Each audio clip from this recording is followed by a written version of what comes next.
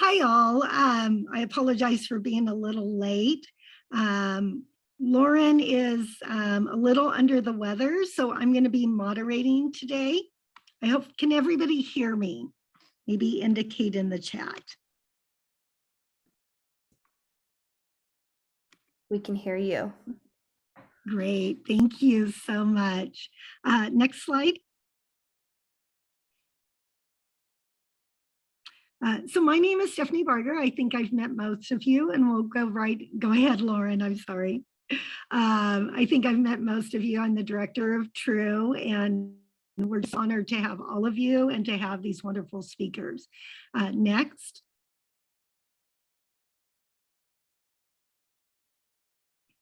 Our first speaker will be Bergen Herbert. See, Lauren, if you can advance the slide. Great. She's the manager of the Built Environment for the Cradle to Cradle Products Innovation Institute. And Bergen is dedicated to sustainability professional with a decade of over in sustainability. Next, we have Saskia van Gent, and she is with Rothys. I apologize, we're having a little coordination there. So I actually have had the privilege of knowing Saskia when she was previously at Method and really did an amazing job in leading not only their zero waste program, but just making Method just an amazing product, package in amazing products. And then last but not least, we have, let's see, Lauren, if you can advance the slide. Last but not least, we have Gar, and Gar's with Ripley. And Gar and I met several years ago. He didn't know what Greenbuild was, and we had the privilege of hanging out in Greenbuild, I think in Atlanta, Georgia. And it's been just amazing to work with him and his team and what they're doing to advance zero waste in the circular economy.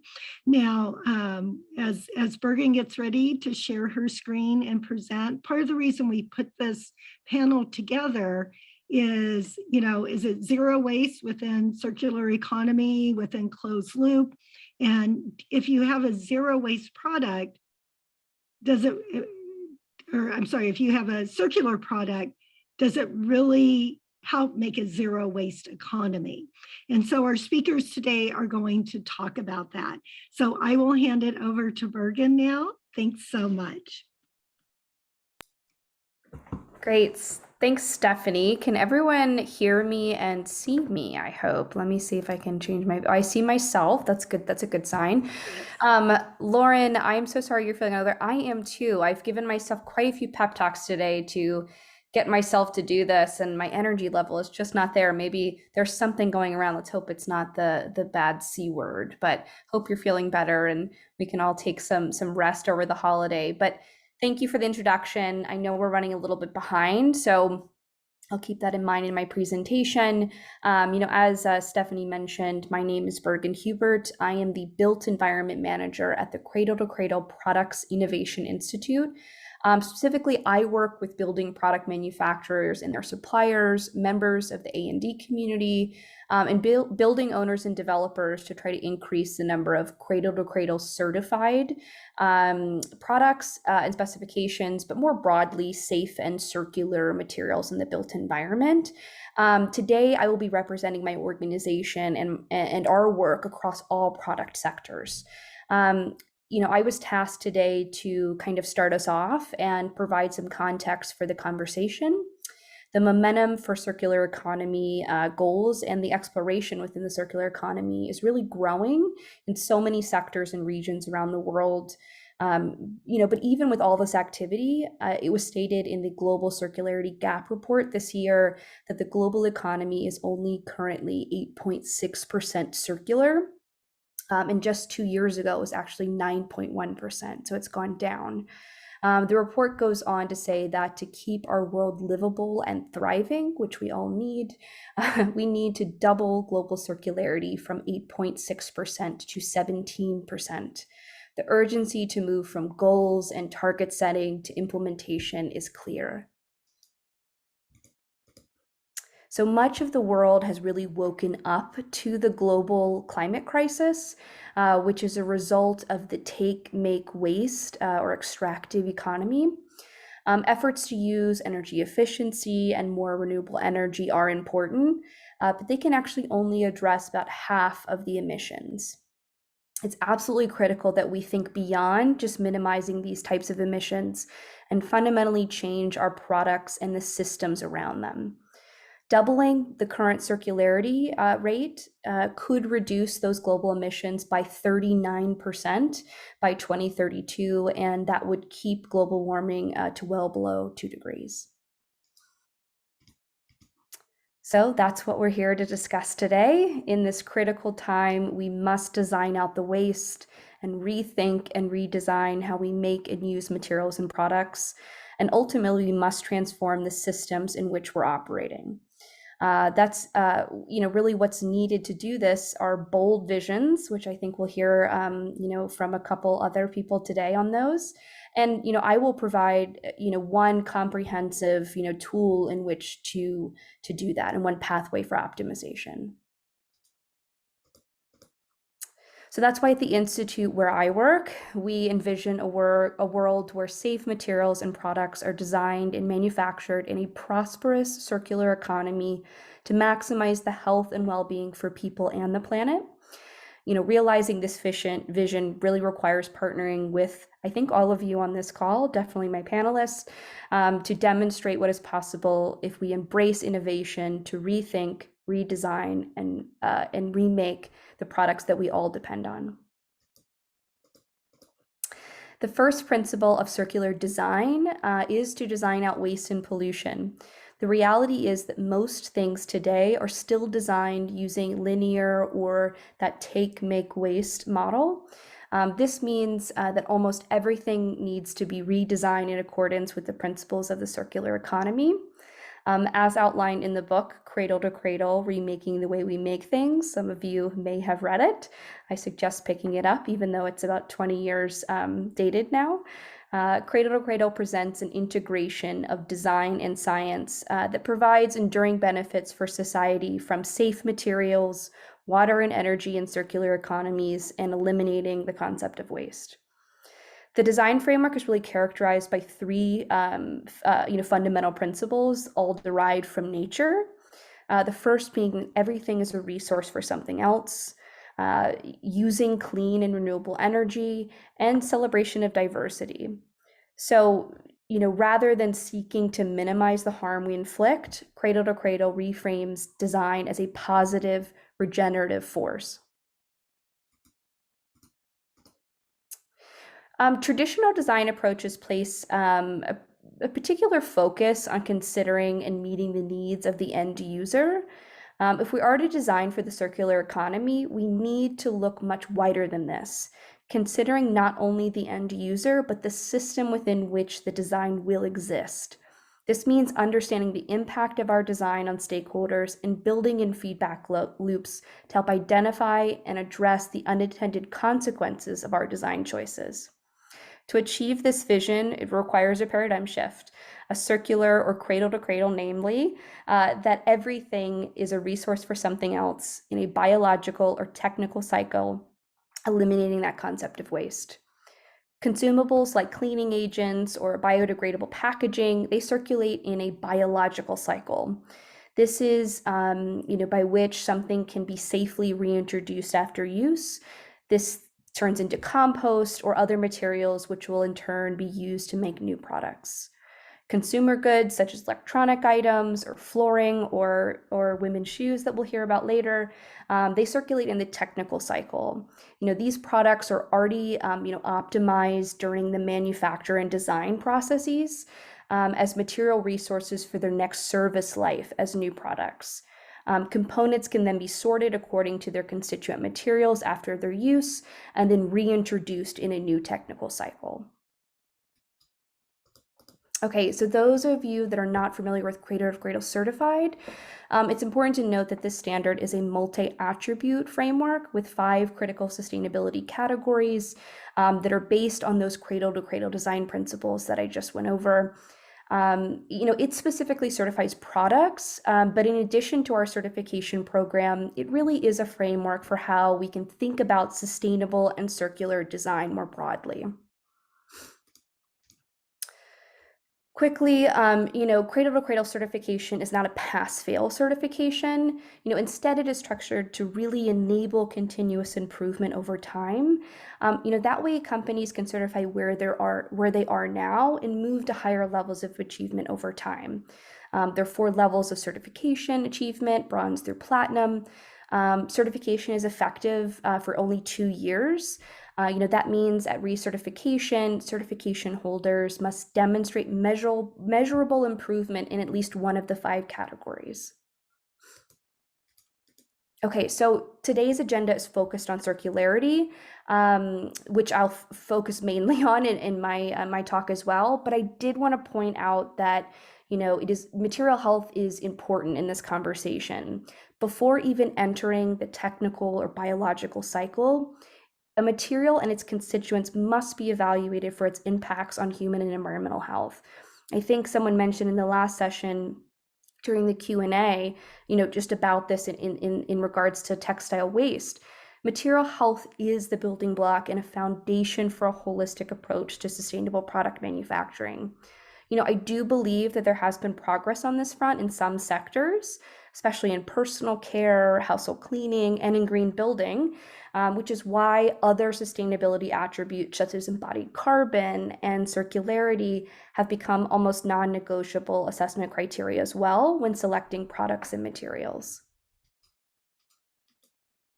Okay, so once a product has been assessed and optimized for compatibility with humans and the environment, we can actually now start to consider it in its materials capacity to be perpetually cycled through the highest and best channels of use and reuse. This eliminates the concept of waste through the design and manufacture of the products with materials that continually retain and generate value from one life cycle to the next. Again, I did want to spend a little time outlining how Cradle to Cradle assesses the circularity of a product. The overall framework, aligns with the Cradle to Cradle design principles and also circular economy goals and principles more generally. Our requirements in our category fall within 3 tracks.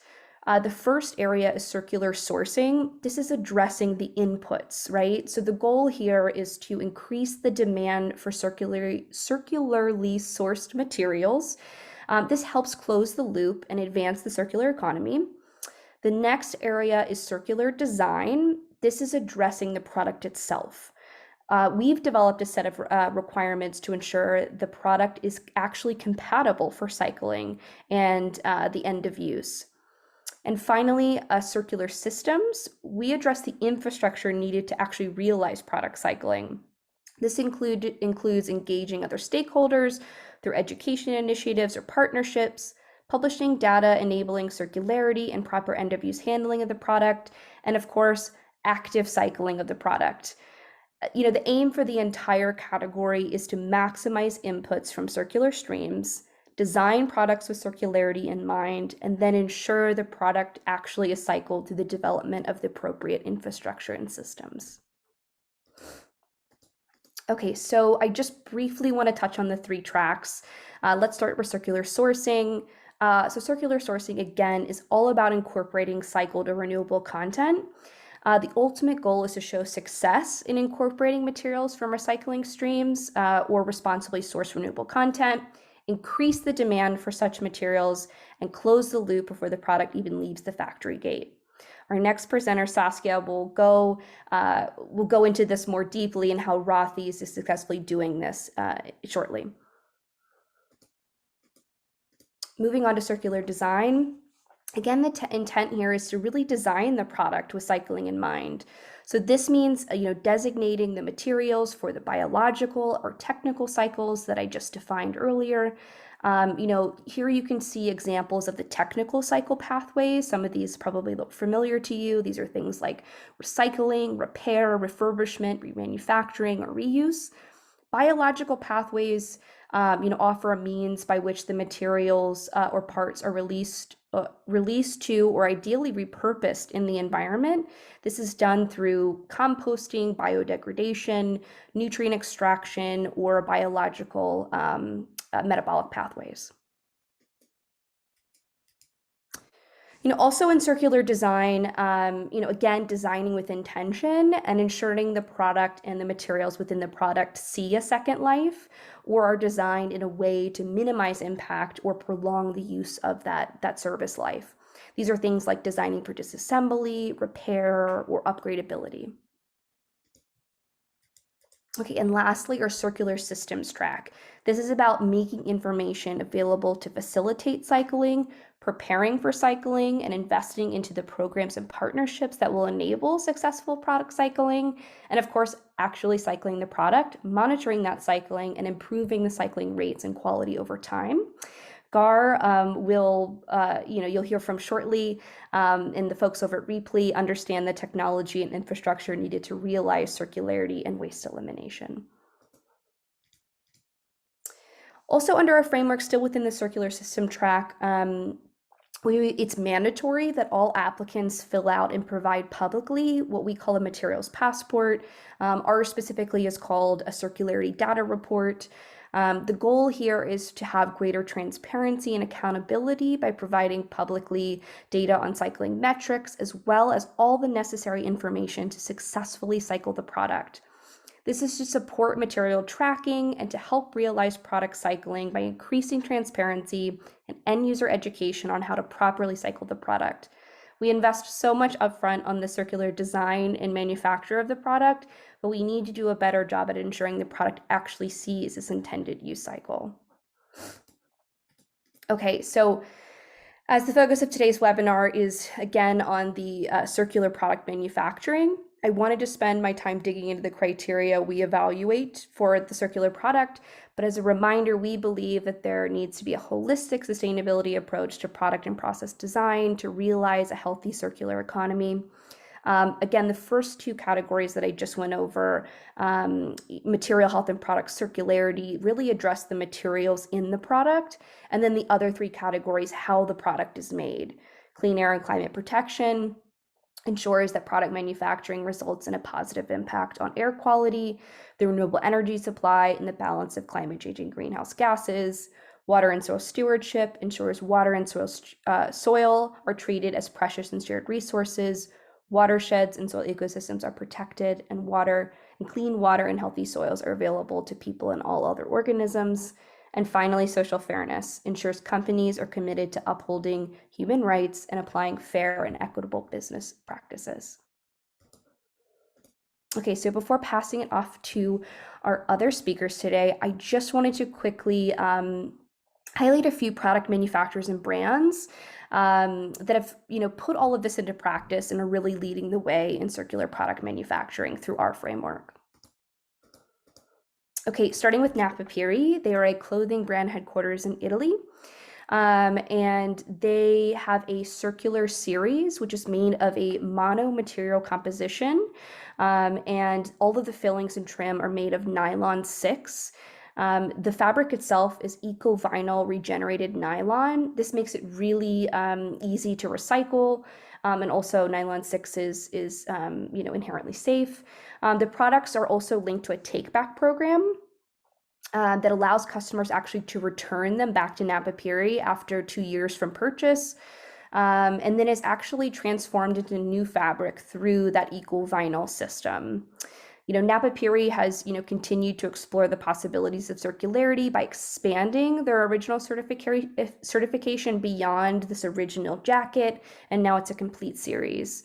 They are innovating jackets, bags, accessories, tops, trousers, all using this same system. Very proud to have Bang & Olufsen as a part of our certified community. They are an electronics company out of Denmark. They certified their Bio Sound level, and it's actually the first ever a consumer electronics product under our certification. They have an approach to design where everything is designed to be replaceable, customizable, and upgradable. The portable wireless speaker has been built with circularity in mind, in that customers can customize the speaker covers with new materials and color configurations. Critical components can be serviceable, and it has been built for disassembly and also for the technical recycling process. It's also been designed using 50% post-consumer plastic materials, all aimed at eliminating waste. Lowell Design, they're a very innovative company out of Minnesota that makes all-weather outdoor furniture and accessories made from post-consumer recycled plastic milk jug bottles. 85% of their entire portfolio is actually Cradle to Cradle certified. And my last example is Beauty Kitchen. They're a personal care and beauty brand out of the UK. They certify a range of personal care products, including lotions, hand soaps, body oils, and facial skincare. They use sustainably sourced marine extracts, including 2 types of microalgae and seaweeds. This is intended to renew and protect your skin. They're rapidly renewable and biodegradable, and they're also safe for humans and the environment. They are making sustainable beauty accessible to all through their return, refill, and repeat program, which just launched in the UK. This is done in partnership with Unilever.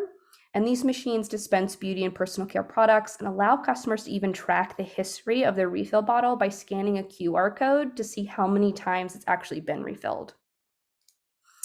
Okay, so all of our certified products are listed on our products registry. There are about 900 individual certification listings, but they cover over 20,000 individual product variations in a variety of product sectors and category. Please check it out for more examples other than the ones I highlighted today. And in closing, before I pass it off to Saskia, materials and products are ubiquitous and they are the fabric of our human world. Through the deliberate design and selection of safe, circular, and responsibly made products and materials, we have the ability to confidently shape a better world for tomorrow.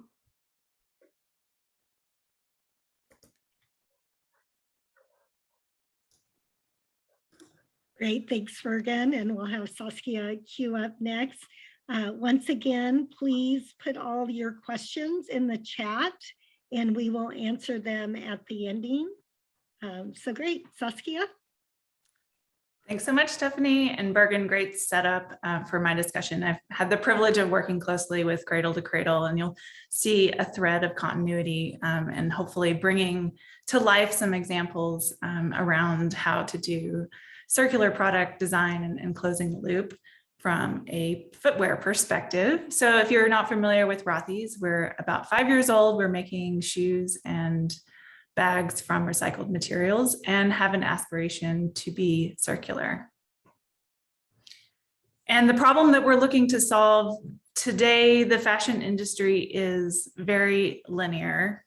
The materials that are being used are primarily things like virgin leather, petrochemicals, a lot of toxic inputs. So going back to Bergen's mention of material health, the manufacturing of the clothes that are out there are mostly outsourced. So most companies are not vertically integrated and outsource manufacturing, which can lead to less control and responsibility around the environmental and social practices of those factories.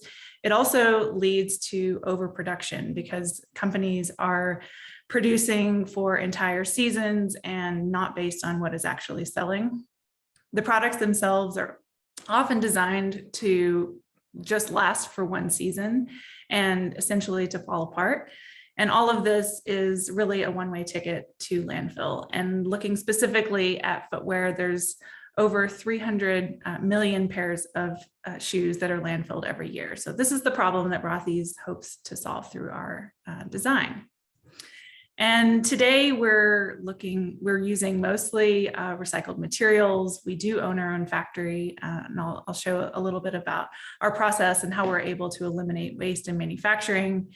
And then every product is designed for durability. And what the future looks like is really looking more holistically at our materials and design, continuing to become more efficient and adopt green building practices in our production, when we look at use and wear, continuing to design for longevity. And then I'll give you a preview of the recycling program that we're putting in place so that we can close the loop.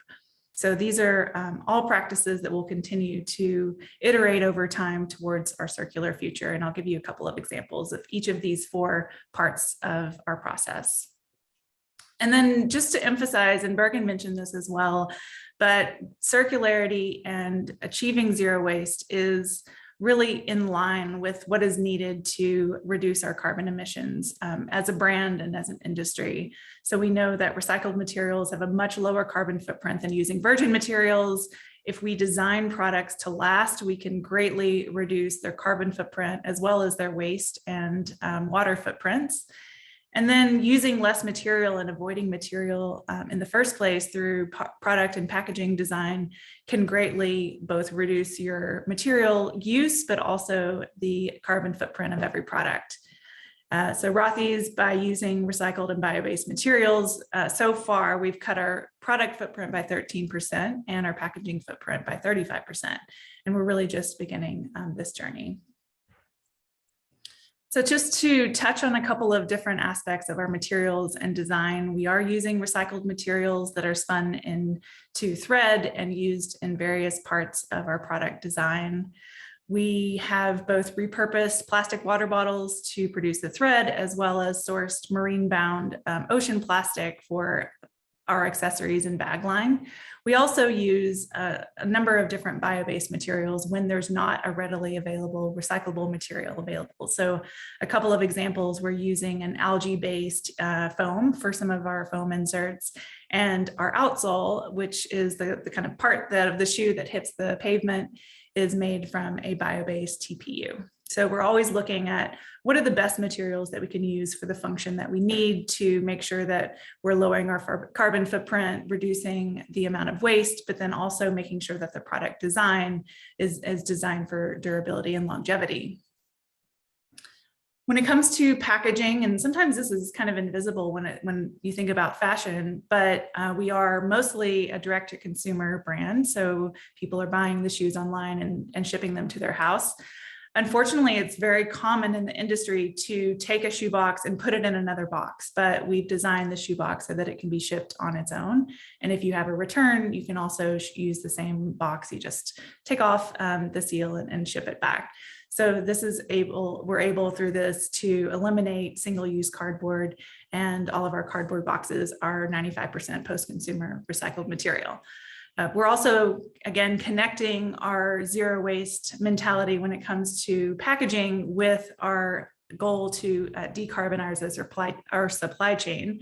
So we're able to very efficiently ship the containers and are looking at things like eliminating air freight and only using ocean freight and lower carbon freights for shipping product around. And we use carbon offsets when we're not able to directly decarbonize our transportation. The next stop in the journey is production, and the shoes are really using an innovative 3D knit technology, which allows us to, instead of taking a big piece of leather and cutting each shape, which leaves an enormous amount of waste on the cutting room floor, we're able to use a computer program to design each shape for the silhouette and then construct the shoes using the shape that's needed. So there's really allows us to eliminate waste in the manufacturing process. So here's just a kind of high-level overview of what it would take to produce a shoe with leather and the amount of cutting waste that can come from that. And on the right, you'll see both a deconstructed bag that we're making as well as the shoe, and how we're able to really customize and produce each product to shape that we need. And then for use and wear, this is, I think, really underrepresented in fashion, but it is very essential to design for longevity. Every product is washable. We have wash bags that customers can use, which greatly reduces microfiber release. And again, extending the life of a product just 9 months can greatly reduce both waste, carbon, and water footprint. So it's essential to keep products in use for as long as possible.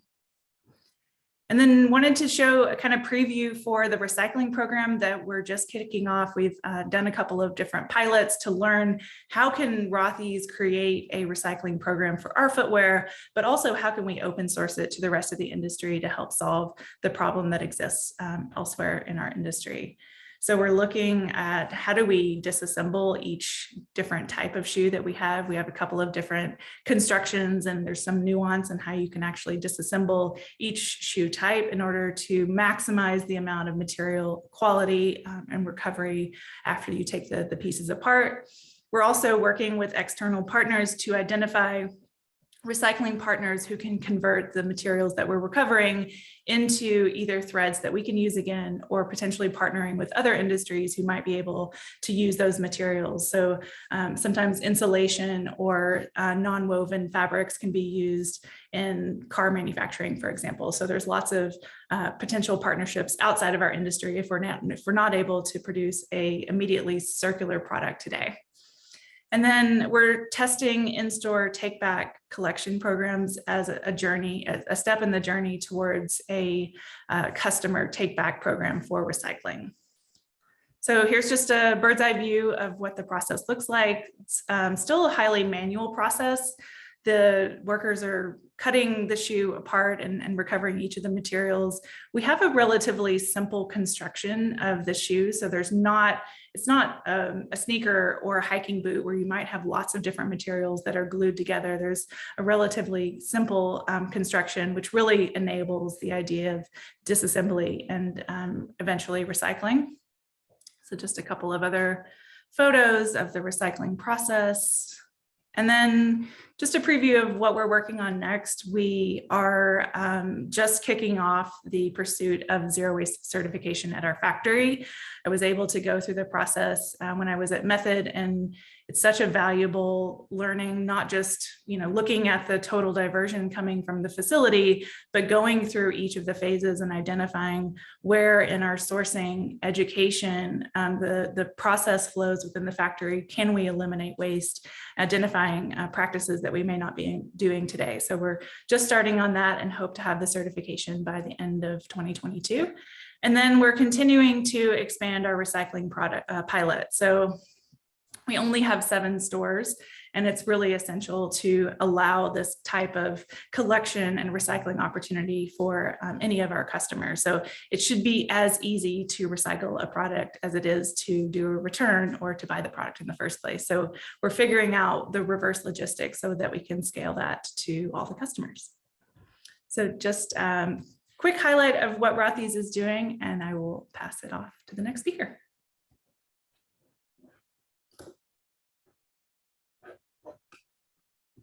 Hello, everybody.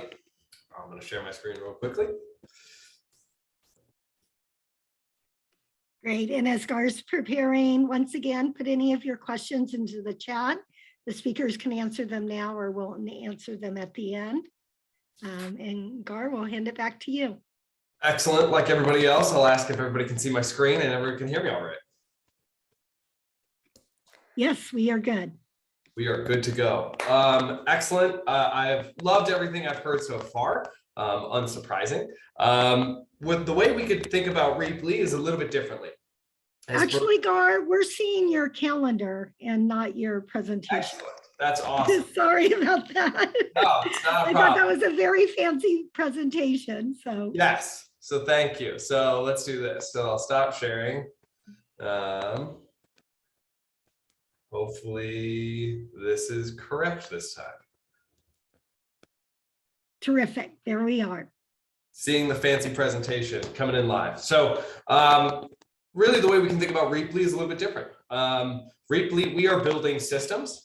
We are a technology platform in which we are connecting the closed loop systems that we would like to see with various amounts of products, but also within various amounts of clients, whether that's on the academic, government, or enterprise space. I've modified a little bit of what we usually speak about to talk about commercial and consumer type of resources. We typically talk about resources or assets or materials or things, again, all bucketed into resources, because the whole idea is that there is no waste. These are perennial resources that we can figure out how to use and reuse, but within certain types of systems, or frankly, just trying to upcycle and keep them at their highest life cycle as possible. A lot of what we might see at Reaply is typically focused around furniture, electronics, anything that might be in a built environment space for offices or manufacturing or warehousing. But we've also seen, and we've had many conversations around shoes and lab equipment and manufacturing around packaging. What we are looking at with shoes is very different than Rothys, because it's frankly just a chaotic thing, a chaotic amount of shoes. To Saskia's point, these are the shoes that are glued together. They're the ones that are not really thought about through circularity. And we're trying to think through those systems. And so we're often talking to systems, large systems like Goodwill, or trying to figure out how do we actually start to, frankly, start to curve away from the storage capacity, curve away from landfill, and actually gear it towards more reuse. What does this mean in the whole? Well, it means that, frankly, our system does best at scale, and that actually once you start to see and begin to aggregate materials, then there's more possibility for these materials towards their end of life and actually towards a renewal of life once they become, again, valuable in the aggregation process. Typically at Reaply, though, a lot of our systems are designed with antiquated tech. That could either be a legacy system, so that could be something that's homegrown, where it's not really accounting for externalities or external partners. It's mostly just, hey, we've got this system, we know where these items or resources go externally. You could start to think of what we're building in that way is around maybe an extended producer responsibility type system as well, which is building out a system that is allowed for more stakeholders to be included, and that actually we can start to connect dots at much more of a systemic level rather than just internally to an organization. Because what ends up happening is any team that tries to start taking on this themselves quickly becomes overburdened, because also people use spreadsheets, or people again use these homegrown systems that can't account for multiple stakeholder use and multiple tracking of inputs of information. Why this is all important, though, is again, across the system, we often seen that their procurement costs are going up. So without a doubt, we need better systems that are accounting for where these materials are going, because they are actually commodities. They could be recircled back into any organization's procurement cycle. And so therefore, we just actually need to get them in the hands of people that can process them appropriately, can turn them back into commodities that can be used for organizations. But again, the systems that are actually in place to do this are minimal. And so again, as I continue to present, you could think of Reaply again as connecting these stakeholders, and it applies to some systems while it does not apply to others. And there might actually be examples that you all can think of where it's a system that involves multiple stakeholders isn't needed. But if you actually just establish a better system towards connecting a consumer product that's outbound from some sort of organization that's, again, B2B or directly B2C, that you could actually start integrating various aggregation points, toll processing points, and I'll get to a slide that talks a little bit about that as well. From our standpoint, we just always are talking about the opportunity is actually making things discoverable and visible. Once we can actually see the problems with our clients of where things go and where things are actually being transferred or disposed, we can actually start to reroute those resources. That's where the value is. And we've seen that through a couple different organizations of ours, and we're continuing to see that across both our larger enterprise systems. How we think of a system, though, really does involve an ecosystem. Ecosystem terminology in tech is fairly common. That could be anything from seeing your Apple ecosystem where you have your phone, your laptop, you're using the iTunes store, all of that. Our ecosystem is a little bit different. We're looking at, again, focusing on our enterprise clients, but how those enterprise clients are actually connecting to their local communities and their local infrastructure. So when we talk about circularity, it's actually at its most impactful when it's regional and local. And so what does this mean when a local manufacturer or production facility or brand is actually trying to think through how do we gather these materials? Well, we can actually gather them regionally. And we can start to connect, again, the small businesses, any nonprofits, governments in the area that maybe even have similar materials that we can start to aggregate, bring like with like, which ultimately increases the value of not just the system, but that material stream.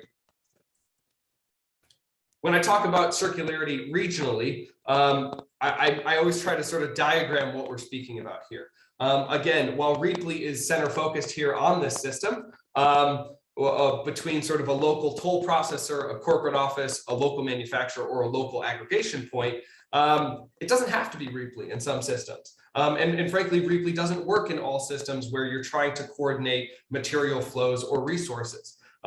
In this specific system, you could think of us as just a point of intervention where we're seeing and connecting dots between organizations that maybe otherwise isn't there, and where we can actually start to aggregate resources again and make sure that we are not doubling down on efforts unnecessarily, so where we've actually seen shipments of product go from maybe Phoenix to South Carolina, when really there was an easier option to send it from Phoenix to Long Beach or Phoenix to Portland.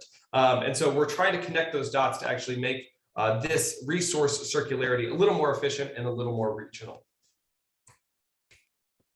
because of the benefits. We're all here because we understand what the problem is, but really what it comes down to is how can we actually display the ROI for circularity across different systems? And what does it mean when we actually can say we can save money? Well, it means we can reduce, again, transportation costs and storage costs. We can improve efficiency of these organizations, but frankly, just what's actually been most beneficial to Reaply and having us plug into these systems is just boosting collaboration across many different organizations that otherwise may not talk about their value chains. And in that capacity, then we're just expanding networks and then ultimately increasing the impact. Thank you so much. I look forward to answering questions about systems and how we can find intervention points in these systems. If you want to hold up your camera here to this QR code while it sits on the screen, we actually just launched a podcast of which I've actually had the pleasure of talking to Stephanie. Bergen will be coming right up, and maybe Saskia, maybe we could have a conversation in the new year. So thank you so much, Stephanie. Great. So you can stop sharing your screen, Gar, and then perfect. And then we're going to open it up for Q&A. If you ask a question and it didn't get answered, please go ahead and put it into the chat. And my speakers, please feel free to pull any questions out. I just want to, before we depart at 11:45, make sure you go back to the main Zoom link for our sponsor showcase. Very important that we support our sponsors. And then at 12:15 Pacific Standard Time, Nina Butler is our keynote, and she has an amazing presentation that she's going to be doing, and then we'll flow into the rest of the day. So with that, I'm just going to go around, and if each of you have some closing comments or if you want to answer a question, that would be great. We are getting a lot of chat about marketplaces and where those exist. And I don't have the link, but Canada actually has an amazing reuse marketplace, and they have accountability, because I think what happens a lot of times with our government marketplaces is there's no funding behind it. So it's like you have to go in there and dig around, and maybe you can find it, maybe you can't. In Canada, each material or company is assigned a consultant, and their job, they have to make sure it actually gets back into the market. So with that, I'm going to start off with Bergen, then we'll go Saskia and Gar, and then we'll finish off with any questions that are still outstanding.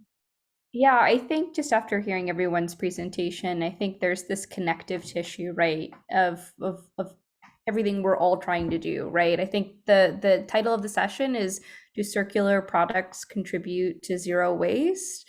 So I want to say that the answer is yes. The short answer is yes, but I think it takes from Saskia's side, the manufacturers to kind of develop these products that are, suited for the circular economy. And I think it's up to GAR to kind of, work through these, the infrastructure challenges that we're all faced with. I know that there's been a lot of talk in this conference around, public infrastructure, but I think that there is definitely a need for all of these various private stakeholders and groups to come together and develop some of these infrastructures to enable a circular economy. So I think it takes everyone to realize zero waste and circular economy, and we have to drive demand towards circular products as well. And I think that Rothys is doing a wonderful job in doing that, but I think we all have to do a better job of providing these products, educating consumers about the products, but also develop the appropriate infrastructure. I don't know if we can wait for government and public funds to do so. So I think it has to be from a crowdsourced perspective from the private sector as well. So that's my 2 cents on how to connect us all. I love it. Thank you. Those are I couldn't agree more. And the other observation that I really enjoyed and from the previous session as well is that people are taking a very holistic approach when it comes to thinking about zero waste and circularity. It's not just how can we recycle more, it's really thinking about every stage from design and sourcing to the infrastructure and end of wear, end of life. And even things like incorporating material health policies. So we're not just recycling toxic materials, using renewable energy. Those are critical elements to this vision of the circular economy. So I really appreciate how that's reinforced through these conversations. And then, I really think the education is important. And the other thing that I'm starting to see within my industry and the fashion industry at large is companies that are adopting extended producer responsibility approach without regulations and government intervention. And hopefully we will see some harmonization through an EPR approach at a national level. But I also think it's great that mission-driven brands are stepping up and investing in the solutions that are needed. So the recycling program that we're doing at Rothys, it comes at a cost to us, but we think it's the right thing to do. And that's where we really see not just Rothys going, but other mission-driven brands. So that gives me some optimism as well. I love that. And I always highlight that Reaply may or may not be a solution in an EPR future. We want to focus on, again, system change, but I'm fascinated by what an EPR future will look like when each brand is outputting their own materials and resources into the world and then creating their own singular streams back to their own manufacturing. And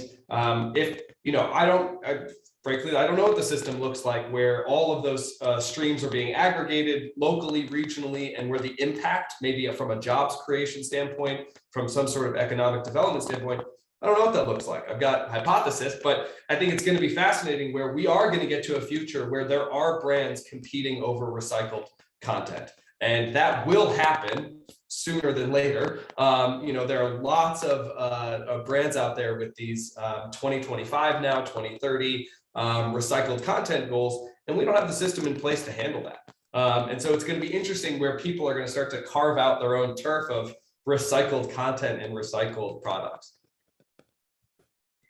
I just wanted to add something. I think it's so refreshing that we're all speaking kind of a unified language. I think that that just shows that we're all kind of trying to achieve the same goal, but there is definitely a need for all of us to come together, right? And we all have these solutions and kind of these pathways and targets, but I really feel the unified language and the unified goal of circular economy, zero waste, these principles at heart. And I think we're almost there. I think there is this common language, but there needs to be the common infrastructure, the common systems, though the collaboration is not there currently. I think that, my framework offers a pathway, Rothys might be taking theirs, Reaply can offer a solution to some, but we don't have to all work together, but there's got to be this common collaborative infrastructures and systems approach to this, right? So I think that we're almost there, but I love the common language. I feel like that's definitely something that we're all, we're preaching to the same choir, right? Great. I 100% agree. I think what's fun, and Stephanie, you can interrupt me at any time if we need to go, but really what's amazing too is how we're all still having to try to balance funding and scaling, and that's the tricky part. Rothys and Reaply need to grow in order to scale our impact. And so this is just the balance of what we have to do in order to, again, gain consumer attention, gain enterprise attention, and to continue to actually scale our impact. Great. Saskia, do you have any additional closing comments? No, I mean, I agree with that. And I think that partly what we'll see is, as you're pointing out, Gar, this increasing competition around these recycled materials. So if you're a manufacturer like Rothys and you see your end product going out the door and you're not recovering those materials, eventually that's going to be a financial loss. And we're not, having the inputs of recycled materials that really feed our material design and production process. So that's the future that we're working towards, is making sure that, yes, today we're paying a premium for recycling, but over time, could that actually be a profit center where we're, instead of sending those materials to landfill, we're recouping them? So that's the vision. Great, thank you. And I'll just have a few closing comments. First of all, I just so appreciate the intention that Rothys has. And I think that's what we need companies to bring forward. It's just not randomly producing things without any thought process and of what happens at the end of life. And that has been the common. And so hopefully Rothys will be the standard in the future. And also I think we've hit on is transparency, and it's really pulling back the curtain on what is actually getting recycled and reused. Please don't use Goodwill as your dumping ground. You should be donating to Goodwill when everything is still really viable and clean and people want it. And then I think, like you said, with the funding, with the leadership of NRC and Zero Waste USA, and True is also able to be part of that along with many organizations. We have our recycling as infrastructure too policy, and trying to get that up to the federal level, that we get funding for the circular zero waste economy, and really pushing that forward. And so I'm real excited. Remember to eliminate the word waste from your vocabulary and shifting that forward. So we're going to close it out here. Thank you to our speakers and sharing information. Once again, I think if it's in the chat, but if our host can put back in the main stage, we're going to return to the main stage for about a half hour to join our sponsors, and then we'll have our keynote, and then we'll do our afternoon sessions. So thank you again, and have a beautiful day, everybody. Bye, thank you. Happy holidays, everyone. Bye-bye.